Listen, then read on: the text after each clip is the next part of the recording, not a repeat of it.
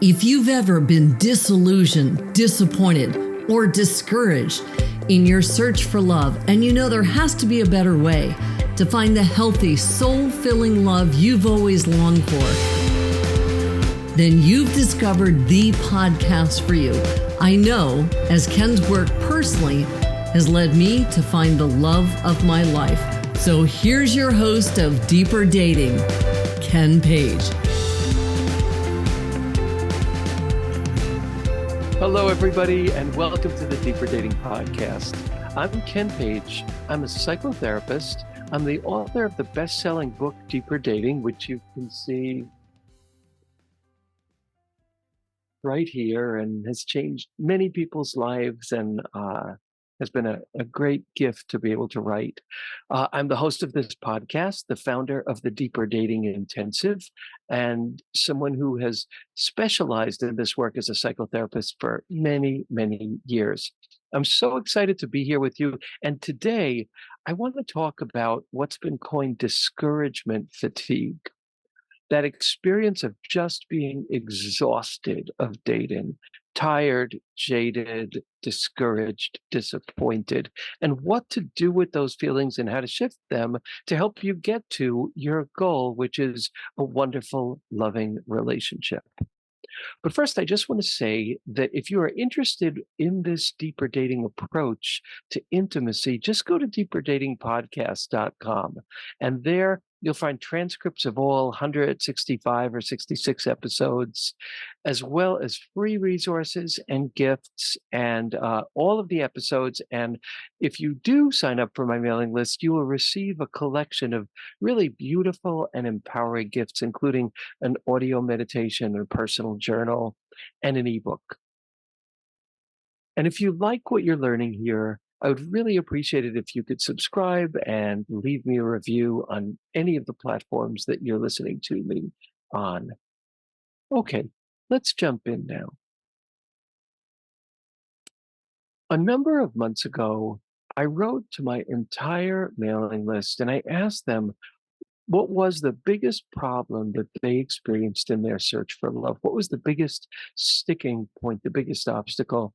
And what they said, this was the number one, and somebody coined it discouragement fatigue, which I really love. And, you know, as a therapist working in this field and in all of the many intensives that I've done, I think this is one of the deepest, hardest things is that feeling of exhaustion and frustration and dehumanization and like just the endless scars that we experience from the cold and unkind world of online dating that just exhaust us and make us want to give up, even though we don't want to give up because we're looking for love. It really matters. But the experience of looking for love in ways that reduce our self-love and make us feel more hopeless is just a very, very difficult and complex thing.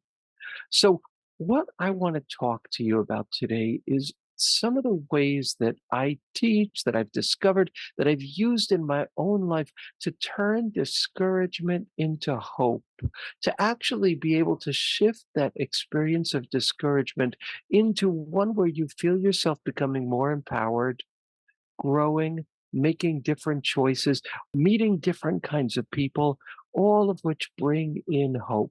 So I want to share some practices with you to help you with that exhaustion and that fatigue to actually turn it into a place of empowerment. So the first thing I want to say is I want to normalize and acknowledge that feeling of exhaustion. And I want to say sometimes we need to push through that and just act. But so often we need to hold it with compassion.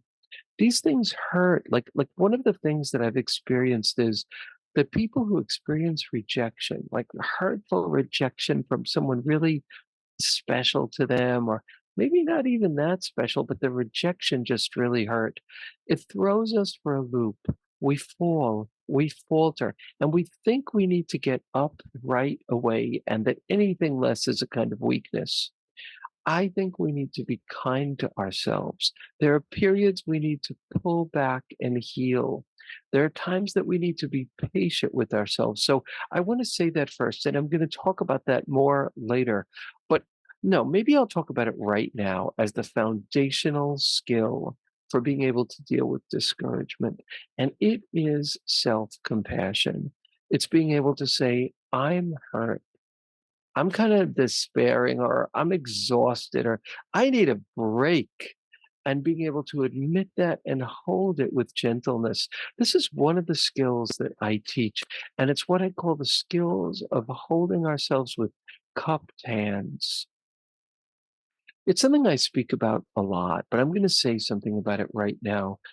You can imagine holding yourself, and you could even do this with your hands if you want to try, because it'll help make it more real for you. Holding yourself with flat, objectifying hands, like, okay, what am I doing right? What am I doing wrong? What's not impressive about my performance in the dating world? What do I have to fix? What do I have to change? And it's like looking at it with cold, evaluative eyes. And those are not the eyes that are going to sustain us on this precious, mysterious, and difficult journey of finding love. That's flat hands. The other thing is that you could take your hands and squeeze them together. And that's this feeling of pressure. Time is limited. The clock is ticking. My biological clock is ticking. I better get to work. Or telling ourselves, oh, we need to lose this weight. We need to be different, et cetera, which once again blocks the beauty of our spirit from showing and revealing ourselves. And let me tell you, it is the magic of your presence and your spirit and your heart that is going to help you more than anything find success and find love and find the kind of love you're looking for. And when we're torturing ourselves, that spirit is not going to come out. Hence, one of the greatest skills of all in your dating journey is to hold your heart and your feeling with cupped hands. And you could do that now. You could take your hands and just imagine that you're cupping a baby bird. You're giving it space, but there's this cherishing feeling as well. That is how we must learn to hold ourselves on this really difficult journey. In my intensives, we spent so much time working on this and helping each other to do that, to go back to cupped hands when it's so easy to just blame ourselves or judge ourselves. So I want to say that first, that the act of self compassion is so important, so important. And you might even take a minute now, pause the recording if you like. What would be holding yourself with cupped hands? How would you be with yourself now? What would it be like if you practiced the skill of self compassion, of cupped hands in your dating journey? Think of what you'd be like. And the other thing that I want to say about that is not only does that make it easier, it tunes you in to your beauty, to your goodness, to your patience, to the part of you that you love and the part of you that is able to love. So just growing that skill eases pain, brings joy, brings meaning, and connects us with the most beautiful parts of ourselves. And those are the parts that we want to be able to be in touch with in our dating life. And I am not minimizing how hard this is and how there are times we just really need to pull back or cry or get support. And I believe in all of that. And that's the next thing I want to say. And research backs me up on this. The two things that are kind of the most central in your search for love, if you want to kind of succeed, which success and the feeling of change and growth, those are some of the greatest things to help us mitigate that sense of discouragement, fatigue, woundedness, rawness, is the feeling of like, damn, I'm doing this different. I am meeting different people. I am feeling different about myself. I have shifted my intentions in my search for love. And I'll talk about that more a little bit later. But when we can do that, the hope comes back, the discouragement recedes, and we've given a great, great gift to ourselves. So, two powerful things to make that happen. One, find a map that you believe in. Find books, find teachers, find an approach that rings true to you as an approach that heals, honors, and leads you to healthy love, as opposed to any kind of gimmick based or you're not enough based approach. Find a template like that. This is one of them. And there are many others as well. And then find a community, whether it's one person, a learning partner, and all of my work encourages people and is actually built to have people have learning partners. My intensives, my book, my audio course, everything is because we do so much better. It's so much more fun. The pain reduces more greatly when we're in connection. So that's the other one.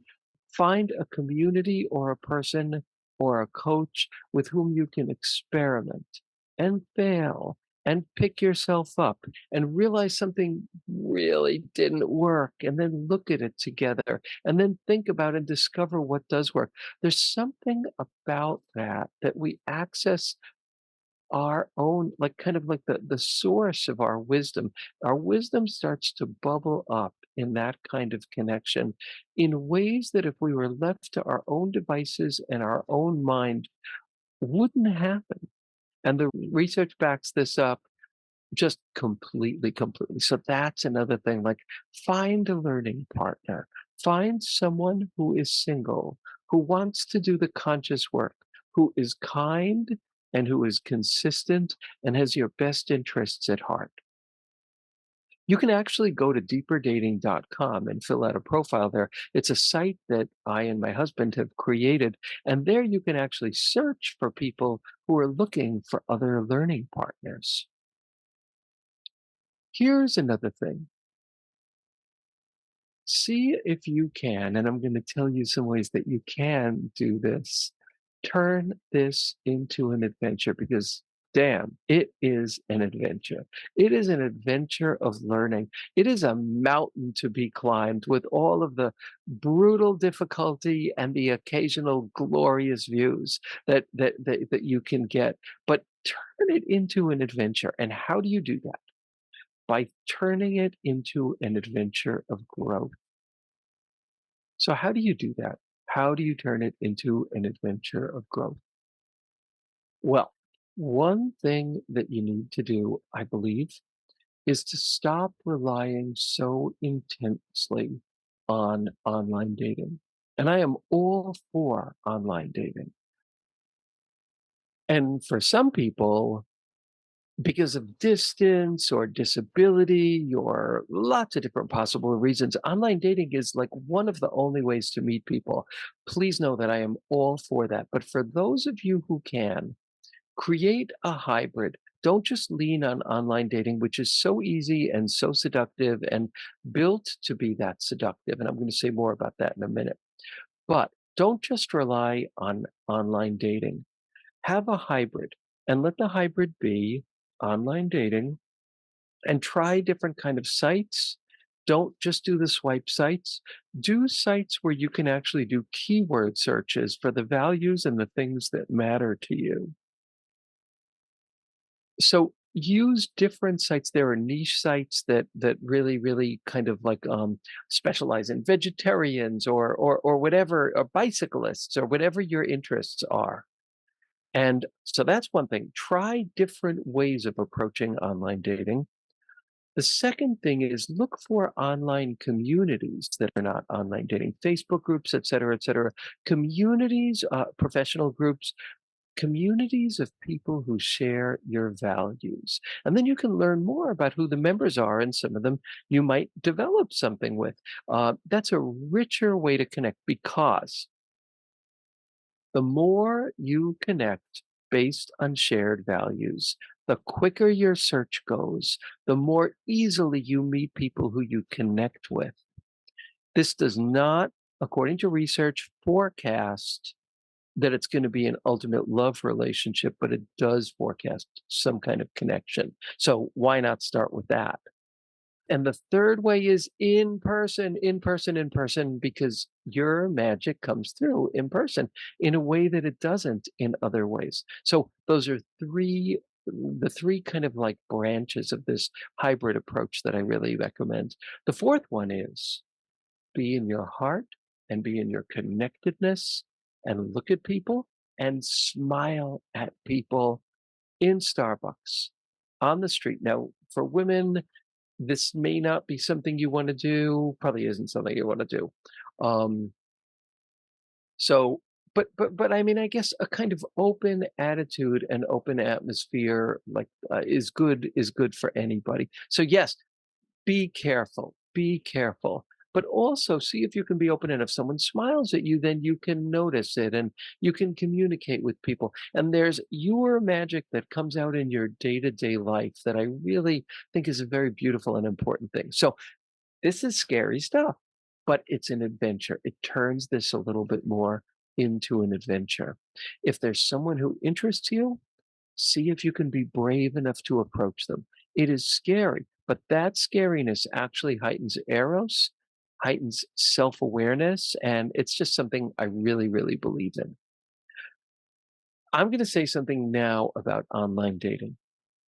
What I'm going to say is that I am going to ask my audience, and I want to ask you, what have you done that has helped you stop discouragement, fatigue, or mitigate it in your online dating? What tricks, what tools, what wisdom hacks, what practices have helped you? I would so appreciate it if you could write and comment and tell me. And I'm actually going to be doing a special workshop for all the people who actually respond to that and share their ideas. So really appreciate it if you could kind of, if you're on my email list, respond to my emails and get on my email list if you're not. Respond to the email and let me know your ideas, your tricks, the things that you've done so that I could share them and so that I could also have your email address so I could invite you to this special class for the people who respond. I have a dear friend who taught me a wonderful adventure trick. And that is to make an intention for yourself. Every time you do online dating, every time you go on a date, every time you go into an environment where you might be meeting people to date, or even like a live dating event, to actually set an intention that matters to you, that is going to define your success. Superseding, did I meet my one? Did I follow through on this intention? And the intention might be no matter what, you're not going to beat yourself up. The intention might going to be you're just going to notice if you judge yourself and judge other people and just be aware of how that feels. If if you can't not beat yourself up, then you can say, I'm going to notice how I beat myself up. And here's an amazing, amazing practice that has worked powerfully for me. If you're someone who beats yourself up and you're in an event where you can like maybe tend to do that, separate yourself and write down all of the critical thoughts that you thought about yourself and other people. This is one of the things of like the truth will set you free, but first it'll make you miserable. It's shocking to do, but it is so liberating because once you see the crap you tell yourself about you and about other people, it kind of like loosens the stickiness of these horrible kind of things that we say to ourselves. So that's another practice. That's an intention that you can do. Another intention might be that you are going to notice people who smile at you. Another intention might be that you're not just going to look for the person you're going to date, but you're going to like be open to meeting a whole range of new and different people. Any of these intentions shift us from that like horrible place of like, was it a success? I met someone who could be my one, or was it a failure? And maybe was I a failure because I didn't? So, um, last idea or two that I am going to mention that I think are so important. One is if you can tap into your wisdom, and you will do that if you have a learning community, a template, and a map that you're following, and if you have any practices that help you tap into your wisdom. Episode 3 of Deeper Dating Podcast is the inner mentor practice. It's a practice I do every day. It helps you bypass your inner critic, connect to your inner wisdom and your sense of self love. When you do that, when you do practices, especially not just general meditation, but practices specifically related to your search for love and your intimacy life, when you do that, it might not happen immediately, but you get whispers of your organic wisdom. All of a sudden, you realize, oh, I could have been softer there. I could have been kinder. Or, wow, there was this really nice person, and I didn't notice them because I was so fixated on that unavailable person. Or, whatever the wisdom bubbles are that you have, those are your magic, and those are when you get those wisdom bubbles, when you follow them, you are turning your search for love into an adventure. If you've got someone you can share those stories with, so much the better. In my intensives, that's so much of what we do. We practice, we experiment, and we come back with our stories of what's different. And I am going to share one fabulous practice with you now to help you when you're thinking about your dating life. And this practice is that every time you are thinking about your dating life, or you're going to go into an environment where there's going to be some date-y kind of thing, or potentially so, think of 5 things that you have done that have been progress for you, that have been more wisdom, more connectedness. List those 5 things. This will help you kind of connect to your inner core of wisdom, capacity, and hope. The search for love, oh my God, not only because it's hard in its own, but because so much dating culture sculpts bad behavior, unkindness, pain, and disappointment and superficiality. For all of those reasons, this is not easy. And it's not easy just because it's not easy. By turning this into a wisdom journey, you heal your heart, you speed your path to love, you learn the deep skills of love, and you become more the person you're meant to be. So, thank you all for listening. I would love you to write to me and tell me your ways of dealing with this discouragement with online dating, particularly tools that you've used. Please write to me too and let me know how this is working for you. Sign up for my mailing list. And I'm just so happy to have you in this learning community. And I wish you all the best. And I'll see you in the next episode of the Deeper Dating Podcast.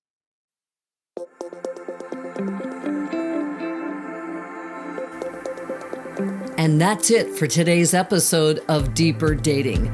Be sure to go to deeperdatingpodcast.com as Ken has a few more gifts for you. Then join us on the next episode.